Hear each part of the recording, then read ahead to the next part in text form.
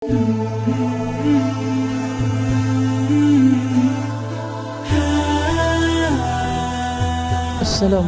warahmatullahi wabarakatuh. Alhamdulillah wassalatu wassalamu ala rasulillah wa ala alihi wa sahbihi wa mawala wa ba'd. Hamba-hamba Allah, tadabbur begitu indah dan begitu dahsyat luar biasa. Seperti yang Allah firmankan untuk kita, bagaimana kita menemukan keharmonisan di dalamnya. Karena Allah sudah menjamin, afala yatadabbaruna al-Qur'an walau kana min 'indi ghairillahi lawajadu fihi ikhtilafan katsira. Tidakkah mereka mentadabburkan, merenungkan, memikirkan dan mengantisipasi akibat yang bakal terjadi. Begitulah tadabbur mengajarkan kepada kita. Andaikan Quran ini datang dari selain Allah, niscaya akan mereka temukan perdebatan perselisihan yang cukup banyak. Sering saya contohkan dengan kasus pembentukan perundang-undangan yang paling tidak yang saya alami di salah satu lembaga legislatif DPR RI, telah menemukan, ya, waktu kami membentuk yang namanya Law Center tahun 2004 sampai 2009, kita coba menganalisa temuan tidak kurang dari 100 bahkan lebih antara satu undang-undang dengan undang-undang yang lain, satu pasal dengan yang lain. Banyak ditemukan disharmoni, bahkan kontradiksi. Kenapa? Karena itu adalah representasi, wujud daripada kepentingan manusia yang kerap atau sering kali kontradiksi satu sama lain. Di satu sisi kita ingin menjaga itu hutan sampai kita mengatakan menjadi hutan lindung, ya, hutan konservasi misalkan. Tapi di sisi yang lain, ketika di hutan itu ada barang tambang emas, nikel atau apa yang sangat-sangat besar nilainya untuk devisa kita, untuk negara yang kita cintai, di situ akan terjadi dua kepentingan yang sangat-sangat mungkin berbenturan. Yang satu, yuk kita gali, yuk kita eksploitasi. Yang satu, jangan. Ini adalah hutan lindung. Begitulah yang terjadi di dalam kehidupan kita. Semuanya kita temukan begitu harmoni dalam Al-Quran. Satu konsep dengan konsep yang lain. Gunung, laut, daratan, lautan, bahkan langit. Harmoni luar biasa. Digambarkan oleh Al-Quran begitu detail, luar biasa. Saudara-saudara sekalian, selama 10 episode kita pun telah membahas tentang 5 ayat dari surah Al-Fatihah. Bahkan konsep-konsep yang begitu besar yang bisa kita dapatkan di dalam surah itu juga luar biasa banyak menginspirasi kita. Dalam dialog-dialog interaktif di antara kita, kita temukan dimulai dengan sebuah kata yang namanya Al-Fatihah. Akar katanya fataha yaftahu, membuka. Surah ini adalah pembuka. Pembuka Al-Quranul Karim, sekaligus pembuka siapapun yang ingin mengambil hikmah, kebijaksanaan, sampai kepada ilmu pengetahuan yang terdapat di dalamnya, terutama nilai-nilai petunjuknya. Itu hanya bisa didapat bagi mereka yang telah membuka fikirannya, membuka hatinya, dan juga membuka seluruh tatanan kehidupannya dalam hudallah, dalam atau dengan petunjuk Allah Subhanahu wa taala. Begitu halnya kemudian kita mulai dengan Bismillahirrahmanirrahim. Ayat yang pertama kita temukan nama ismun di situ, sebuah nama, representasi dari sebuah konsep, sebuah gambaran. Ini namanya adalah pohon kelapa. Sederhana bukan? Pohon kelapa. Nama sebuah benda yang hidup seperti ini, bentuknya seperti itu adalah pohon. Dan jenisnya berbeda-beda. Ada pohon kelapa, ada pohon-pohon yang lainnya. Dan nama membedakan. Ini kelapa, ini mangga, dan seterusnya. Begitulah indahnya sebuah nama. Wajar kalau nama kemudian begitu dijaga, begitu dimuliakan. Asal kata dari sin, min, wa.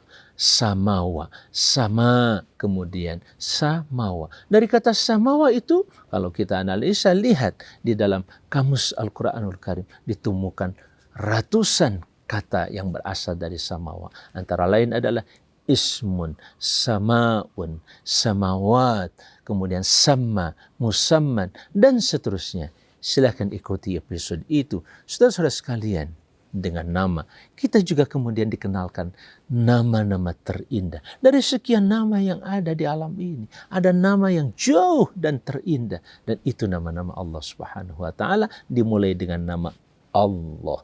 Asal kata dari aliha lahu, yang artinya tunduk patuh, bahkan kita siap untuk mengikuti apapun. Makanya ketika kita mengikuti siapapun, bisa saja sampai pada tingkat mempertuhankannya, mengilahkannya, dan itu tentu saja tidak boleh. Itu hanya bisa diberikan kepada Allah Subhanahu wa ta'ala.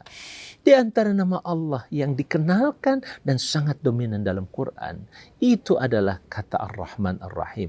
Bahkan selalu mengawali setiap surah di dalam Al-Quranul Karim, kecuali surah Al-Bara'ah atau At-Taubah.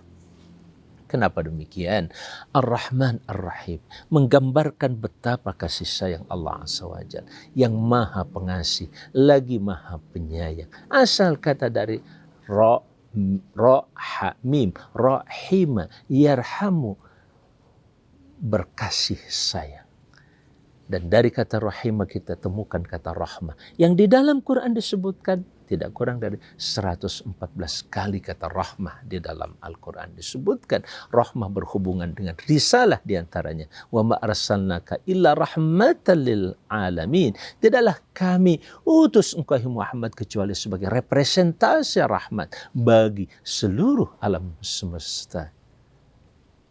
Subhanallah. Begitu halnya pada saat salah seorang hamba Allah, Dzulqarnain, di dalam surah Al-Kahfi pun, hadza rahmatun min Rabbi. Seperti itulah dia menyatakan, ini adalah rahmat dari Tuhanku. Subhanallah. Begitulah indahnya kita bergabung di dalam rahmat Allah, menjadi bagian dari rahmat Allah Subhanahu wa ta'ala. Kata yang berikutnya adalah masuk ke alhamdu.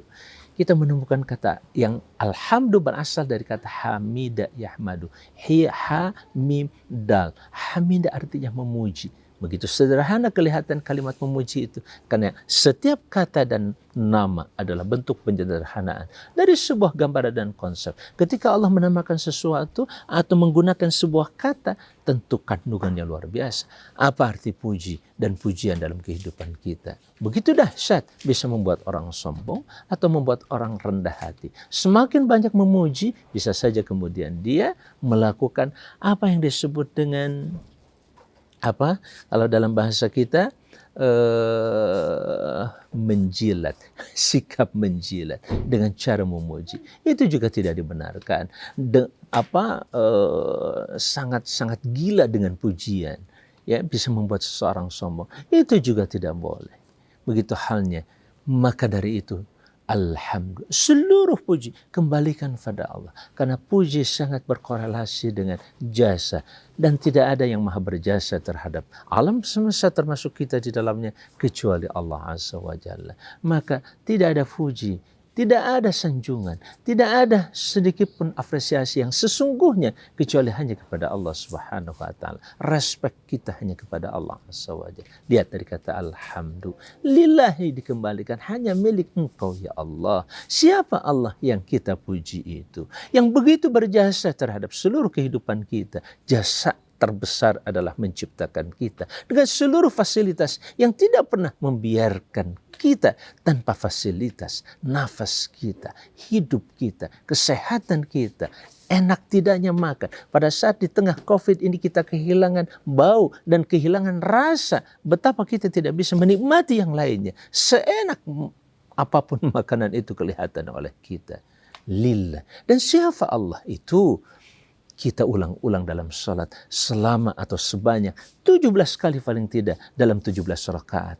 Allah yang kau puji itu adalah Rabbil Alamin, pencipta, penguasa, pengatur, penata, yang maha merawat dan bisa melakukan. Al-Mutasarrif, yang bisa membelanjakan apapun bagi alam semesta ini, dari alam semesta yang diciptakannya. Di situ kita menemukan kata Rabba, ya Rubu, dari kata Rabba, yang artinya memiliki, merajai, menguasai, mengatur, dan masih banyak yang lainnya. Bagaimana Allah sebagai Rabbun, rububiyatullah, ketuhanan Allah sebagai Rabbun ini, sebagai penguasa, sebagai pemilik, sebagai raja, sebagai pengatur, begitu sempurna. Bangga? Bukan. Kita memujinya karena kita telah diangkat olehnya sebagai hamba-Nya. Allahu Akbar. Sesudah itu kemudian ada kata al-alamin, ain, lam, mim, alama. Bisa dibaca dengan alima, bisa dibaca dengan alamah, dan lain sebagainya. Dari kata alima itu kita menemukan makna-makna yang luar biasa, yang salah satunya adalah alam. Alam adalah kullu ma siwallah, segala sesuatu selain Allah atau makhluk yang diciptakan adalah alam, termasuk kita, alam manusia, alam kehidupan dan alam yang terbentang luas di hadapan kita. Hanya jangkauan kita yang sangat terbatas, jangkauan mata, telinga kita, dan seterusnya. Maka sebagai penguasa alam semesta, tentunya Dia adalah maha bisa melakukan apa saja. Tetapi diingatkan, dikuatkan kembali, penguasa ini, pemilik ini, yang bisa melakukan apa saja terhadap alam adalah Dia tetap mengedepankan Ar-Rahman Ar-Rahim. Maka diulang kembali kalimat itu pada ayat yang ketiga, Ar-Rahman Ar-Rahim, yang maha pengasih lagi maha penyayang. Seluruhnya adalah rahmatnya, seluruhnya adalah rahmat Allah Subhanahu wa Ta'ala. Tetapi untuk membuat manusia bisa menggunakan rahmat ini secara efektif, berguna buat kehidupannya, tidak disia-siakan, Allah telah mengingatkan kepada kita pada ayat yang keempat akan sebuah hari di mana seluruh perbuatan kita sekecil apapun, baik ataupun buruk, itu akan dibalas oleh Allah Subhanahu wa Ta'ala. Kapan? Malik Yaumiddin, di hari pembalasan. Dan lagi-lagi Allah mengenalkan hanya Dia yang berhak membalas nanti. Saat para raja, saat para presiden yang hari ini kadang begitu otoriter, kadang begitu tidak memperdulikan siapapun, kelak dia akan tunduk, seluruhnya dalam keadaan telanjang bulat, harus menghadap kepada Allah Subhanahu wa Ta'ala dalam keadaan tidak menggunakan baju, tidak beralas kaki, bahkan mohon maaf belum disunat, seluruhnya sibuk dengan urusannya, tidak pernah tergoda oleh sekitarnya walaupun ada di antara mereka, baik laki-laki maupun perempuan, seluruhnya dalam keadaan telanjang, sibuk dengan urusan. Likulli mri'in yawma idin sya'nu yughni. Bagi setiap manusia pada hari itu ada sya'nun, urusan yang harus difikirkannya. Apakah saya selamat atau tidak? Apakah kitab yang saya terima di sebelah kanan atau sebelah kiri? Saat itu manusia dibingungkan oleh satu persoalan keselamatan dirinya kelak di hari kiamat, hari pembalasan. Saya dibalas oleh Allah tentang kehidupan yang pernah dijalani, yang itu merupakan kasih sayang, tapi kasih sayang itu diabaikan. Risalah yang merupakan kasih sayang Allah bahkan dituduh, ditolak, ditakuti. Bagaimana kita bisa takut dengan kasih sayang? Ada seseorang yang begitu kasih dan sayang kepada kita, kita takut kepadanya. Ada risalah yang begitu indah menyayangi kita, kita buang dan kita jauhi. Itulah indahnya orang yang yakin kepada Allah. Dibuka pemikirannya oleh Allah Subhanahu wa Ta'ala. Dari kata Malik Yaumiddin kita menemukan tiga kata. Yang pertama mim lam ka, malaka. Mim lam ka. Dari situ kita bisa menemukan kata memiliki, merajai, malik.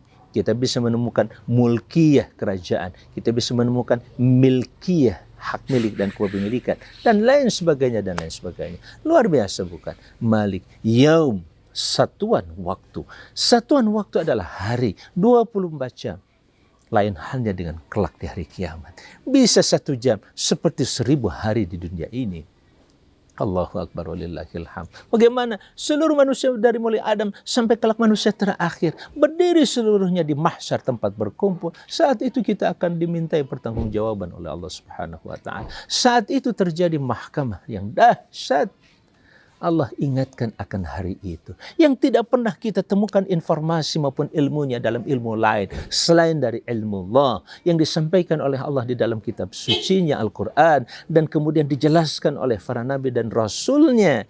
Bahkan dibuktikan how to face, bagaimana kita menghadapi, bagaimana kita mempersiapkan diri, how to prepare, bagaimana kita semuanya mempersiapkan diri, how to provide, bagaimana kita menyediakan kelak kehidupan setelah kematian ini. Dan itu adalah Yaumiddin, hari pembalasan. Adin, kata dari kata dawana, dana, atau dayana, dainun, dinun. Antara dain, din, dana ya din. Ada din dalam pengertian yang biasa umum kita pahami adalah sebagai agama, dan ada din dalam pengertian di sini dalam ayat ini adalah balasan. Adakah korelasi di antaranya? Itulah yang pernah kita bahas di episode yang lalu. Jelas sekali hubungan antara din dan balasan ini, antara agama dan balasan ini. Karena dalam konteks kita menjalankan sesuatu perlu aturan. Aturan yang begitu sempurna ada pada din, dan din yang begitu tuntas sempurna hanyalah dinullah. Itulah yang ditegaskan oleh Allah Subhanahu wa taala. Agama Allah, inna dina indallahil Islam, yaitu Islam itu sendiri dengan nama pilihan, bukan tidak dinamakan dengan iman, tidak dinamakan dengan ihsan, tidak dinamakan dengan rahmah, tapi dinamakan dengan Islam, memberikan sebuah risalah atau pesan agar kita membangun kata asilmu, kedamaian dalam kehidupan kita. Salamah, terus mengedepankan keselamatan. Bahkan dengan Islam kita tidak hanya menyelamatkan diri kita, tapi kita terus menyelamatkan orang lain. Itulah kenapa seorang muslim harus dan wajib berdakwah, karena kita punya kewajiban untuk saling menyelamatkan di antara kita, untuk tidak saling membiarkan di dalam kedistaan dan kecelakaan hidup yang telah terjadi, sedang atau akan terjadi. Yaumuddin. Begitu dahsyatnya hari itu. Dan satu hal yang perlu kita catat, seluruh yang kita jalankan ini tentunya adalah merupakan sikap perbuatan kita yang akan dibalas tadi. Konsep apakah yang bisa mengantarkan kita kepada balasan yang terjamin? Yang terjamin oleh Allah Subhanahu wa taala. Pekerjaan, sumber pekerjaan, substansi pekerjaan, apapun yang kita lakukan, mulut ini bicara, lisan bergerak, bahkan lisan mencicipi dan merasakan, hidung, kuping kita, mata kita menatap, tangan kita mengambil dan bergerak, kaki kita kemudian berjalan dan seterusnya. Diikat dengan satu konsep yang Allah tawarkan pada kita dalam sebuah pernyataan dan statement. Ayat berikutnya yaitu ayat 5. Iyyaka na'bud, hanya padamu ya Allah kami menyembah. Oh, ibadah itulah yang bisa menjamin balasan yang sempurna dari Allah, sesempurna agama sebagai konsep kita beribadah. Oleh karena itu, ma'asyar muslimin rahimakumullah, ini merupakan sebuah hakikat hidup yang tidak bisa dibantah. Anda boleh saja kemudian mengingkari, tapi faktanya kita akan mati dan kembali kepadanya. Kalau Anda tidak yakin dengan bahwa kita akan kembali kepadanya, kepada Dia Allah yang telah menciptakan kita, pastikan bahwa Anda tidak perlu mati atau jamin bahwa kita tidak akan mati. Kalau kalian tidak akan mati, silahkan untuk mengatakan seperti itu. Tetapi selama kita mati, siap-siaplah untuk menghadapi kehidupan setelah kematian. Dan itu seluruhnya merupakan hari balasan, hari kompensasi yang sedikit pun Allah tidak akan menyanyiakan apa yang kita lakukan. Inni la udhi'u amala 'amilin minkum min dzakarin aw untha. Sungguh kami tidak pernah akan menyia-nyiakan aktivitas sekecil apapun dari siapapun yang beramal, bekerja berbuat dengan lisannya, dengan tulisannya, dengan tangannya, dengan kupingnya mendengar, dengan matanya menatap, mengobservasi, mengamati, dan dengan hati nuraninya merasakan empati atau tidak, cuek atau tidak, peduli atau tidak, bahkan sikap-sikap yang ditunjukkan dalam perilaku kehidupan sehari-harinya, behavior dia. Na'budu. Oleh karena itu kami ingin melakukan semuanya dalam bingkai ibadah padamu ya Allah. Namun betapa luasnya ibadah. Karena aktivitas kita ini dimensinya seluruh kehidupan kita. Urusan pribadi, keluarga, ilmu pengetahuan, pendidikan, politik, ekonomi, sosial, budaya. Adalah kehidupan yang kita jalankan. Dan kita ikuti setiap saat, setiap hari. Kita pasti menjadi seorang yang terlibat dalam bidang-bidang itu. Walaupun katanya, wah saya bukan seorang politisi. Siapa bilang? Kita selalu mengingat setiap kebijakan. Kepedulian dan pengetahuan kita terhadap persoalan kebijakan, harga, itu persoalan yang tidak lepas dari persoalan politik. Persoalan kebijaksanaan, saya tidak peduli dengan ekonomi. Bagaimana mungkin tidak pernah kita peduli dengan ekonomi? Saat kita berjual beli, saat kita berdagang, saat itulah kita harus menggunakan pengetahuan yang cukup tentang ekonomi, tentang dagang, tentang bisnis, dan lain-lainnya. Saudara-saudara sekalian yang berbahagia. Itulah ibadah. Kenapa? Dikatakan ibadah adalah kehidupan. Karena ibadah adalah aktivitas yang paling jelas, tertata rapi, aturannya, terkelola dengan baik, regulasi dan lain sebagainya, targetnya, dan dari mana sumbernya, bahkan caranya begitu rinci. Ibadah. Berbahagialah. Satu hal yang paling penting lagi. Ibadah juga telah kita pernah jelaskan pada episode yang lalu. Kenapa manusia harus beribadah? Asal kata dari abada ain, ba'dal abada ya'budu ibadah. Artinya tunduk patuh. Dari kata itu ada abid. Ada kata ubudiyah, perhambaan. Manusia itu berpotensi jadi budak. Kenapa? Karena manusia diciptakan dalam kondisi lemah. Kelemahan manusia itu maka memunculkan suatu kebutuhan dasar akan pertolongan orang lain. Orang yang dianggap kuat oleh kita. Orang yang dianggap mampu memenuhi kelemahan kita. Menguatkan kita dengan harta. Saat kita miskin, gak punya apa-apa, ada orang kuat dengan hartanya. Kita bergantung padanya, bukan? Saat kita bodoh, kita butuh ilmu pengetahuan dan informasi, maka kita pun datang kepada seseorang yang kita anggap memiliki ilmu pengetahuan yang cukup, yang bisa menjawab kebodohan saya. Begitu halnya dalam posisi saat saya sangat kacau di dunia ini. Kita butuh seorang pemimpin yang bisa menata kehidupan kita bersama. Begitulah. Saudara-saudara sekalian. Kalau itu dibiarkan dalam pusaran yang disebut dengan perbudakan tadi, itu membahayakan. Maka Allah selamatkan kita dengan menyembahnya semata. Seraya konsepnya, ajarannya dalam kitabullah dijelaskan oleh Rasulnya Muhammad SAW, ditunjukkan. Bahkan Rasulullah yang begitu sempurna dalam segala bidang. Ilmu, pengetahuan, kepribadian yang dahsyat, hebat, lembut. Sampai kepada tingkat kehidupan keluarga, membangun masyarakat, bangsa, bahkan negara. Madinah tidak pernah diizinkan oleh Allah untuk menjadi salah satu di antara yang harus dituhankan. Karena dia adalah tetap hamba Allah Subhanahu wa ta'ala. Dia tidak sempurna dengan pribadinya, tapi disempurnakan oleh Allah Subhanahu wa ta'ala. Dengan apa? Dengan risalah.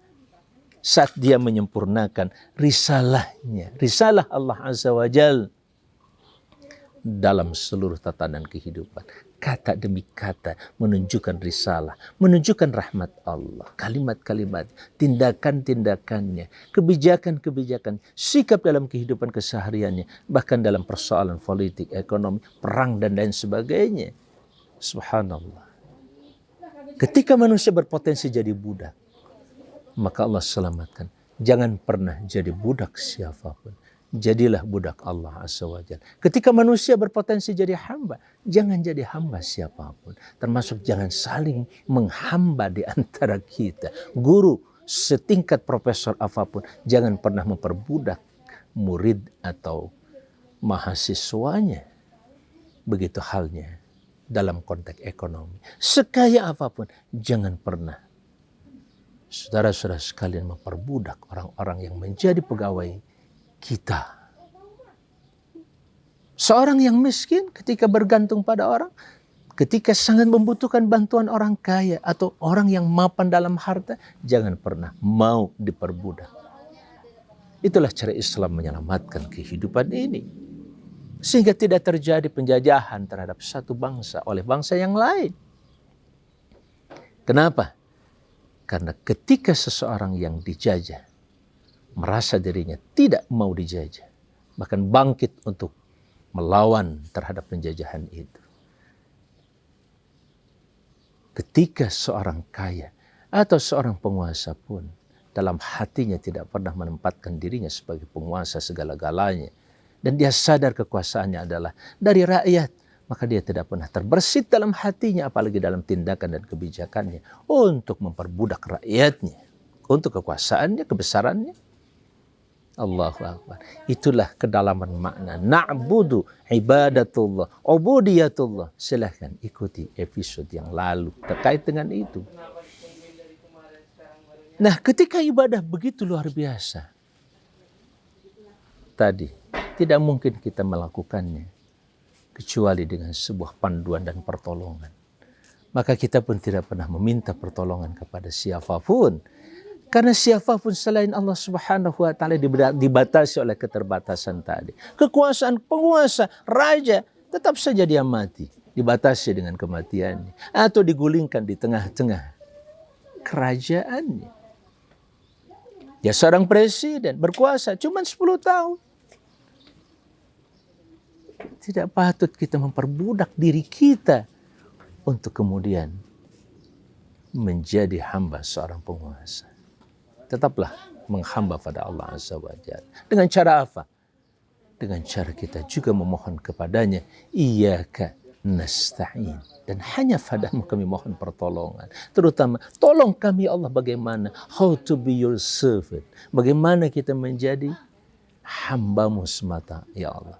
How to worship you, ya Allah. Bagaimana kami menyembahmu, ya Allah. Subhanallah. Itu yang paling dahsyat. Itu yang paling penting. Kita minta pertolongan kepada Allah atas makna ibadah itu sendiri. Maksud ibadah itu sendiri. Dimensi ibadah itu sendiri. Bahkan husna ibadati. Sebaik-baik ibadah kepada melalui pikiran kita, melalui hati kita, dan seluruh tindakan perilaku kita dalam seluruh dimensi kehidupan. Adakah ibadah pada saat kita menjadi seorang politisi, pada saat kita bekerja di istana, pada saat kita kemudian menjadikan seluruh tatanan kehidupan dan kebijakan itu sebagai ibadah padamu, ya Allah, seperti salat yang 5 waktu, seperti ibadah-ibadah yang lain. Allahu Akbar walillahil hamd. Kita minta pada Allah. Nah, disitulah kita akan menemukan kata ana ya'unu, ista'ana yasta'inu, dari a wa na, pertolongan, meminta pertolongan, aunun, pertolongan, aunullah, wallahu fi aunil abdi, ma kana al-abdu fi auni akhihi. Allah itu ada dalam menolong hambanya selama hamba ini menolong saudaranya. Aunun dari kata ana, ista'ana, kita minta tolong pada Allah Subhanahu wa Ta'ala. Al-musta'in, kita minta tolong. Wal musta'an, dan yang maha menolong kita, yang maha dimintai pertolongan. Wallahul musta'an. Hanya Allah lah tempat di mana dia satu-satunya yang pantas diminta pertolongan. Ala ma tasifuna, atas apa yang kalian sifati, yang kalian sebarkan kemana-mana. Ungkapan yang diulang oleh Aisyah radhiyallahu anha ketika menghadapi tuduhan yang begitu berat, tuduhan perselingkuhan terhadapnya. Dia bahkan ketika diverifikasi, dikonfirmasi oleh Rasulullah Shallallahu Alaihi Wasallam, suaminya sendiri, orang terbaik, yang tetap tidak mengetahui yang gaib, benar atau tidak yang dilakukan oleh Aisyah. Rasulullah tidak bisa langsung menyatakan engkau bersih.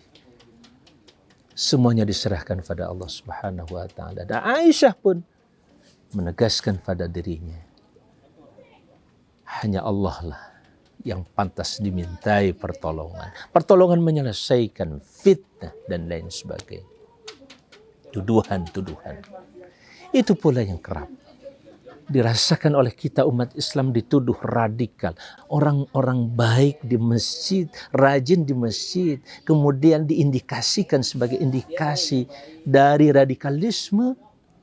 Menghafal Quran adalah radikalisme. Menghafal rahmat-rahmat Allah di dalamnya, itu adalah radikalisme. Susah dipahami. Susah difahami. Itu hanya bisa difahami oleh sebuah kedengkian, kezaliman, hamba-hamba Allah yang berbahagia. Itulah pelajaran-pelajaran yang saya ambil paling tidak. Mari kita renungkan bersama sampai di ayat ini. Nanti kita akan masuk pada pertolongan apakah? Kita sangat meminta kepada Allah, ingin ini, ingin itu, dan lain sebagainya. Tapi Allah berikan guidance, pertolongan terbaik darinya. Kita berjumpa insya Allah pada ayat berikutnya dan episode berikutnya. Di matrik Majelis Tadabbur Interaktif Al-Quranul Karim Pesantren Islam Al-Qudwah Depok, Akib Al-Qudwah Islamic Boarding School. Bergabunglah terus bersama. Interaksi adalah salah satu kekuatan majelis ini. Karena kita ingin menginteraksikan seluruh potensi yang kita miliki. Mengintegrasikan. Yuk, berikan. Bukan seorang ustadz yang memberikan segalanya di majelis ini. Sangat mungkin dia salah bicara. Sangat mungkin dia salah menganalisa. Perlu ada koreksi, perlu ada pembanding. Maka silahkan seluruh jamaah santri mulai dari SD, SMP, SMA sampai kepada perguruan tinggi, para dosen, para pakar gabung bersama. Seluruh orang tua santri, guru-guru Al-Qudwah dan seluruh guru yang lain, mari gabung bersama. Simak kajian ini. Analisa bersama-sama, renungkan bersama-sama, ambil nilai manfaatnya. Seperti yang dikehendaki dari tadabbur itu sendiri adalah selalu memperhitungkan akibat dari suatu konsep, satu perbuatan, bahkan satu ilmu pengetahuan yang kita dapatkan. Itulah tadabbur. At-ta'ammul fil akibat atau fil awaqib. Selalu merenungkan akibat. Tentu akibat ada dua, akibat baik atau akibat buruk. Assalamualaikum warahmatullahi wabarakatuh.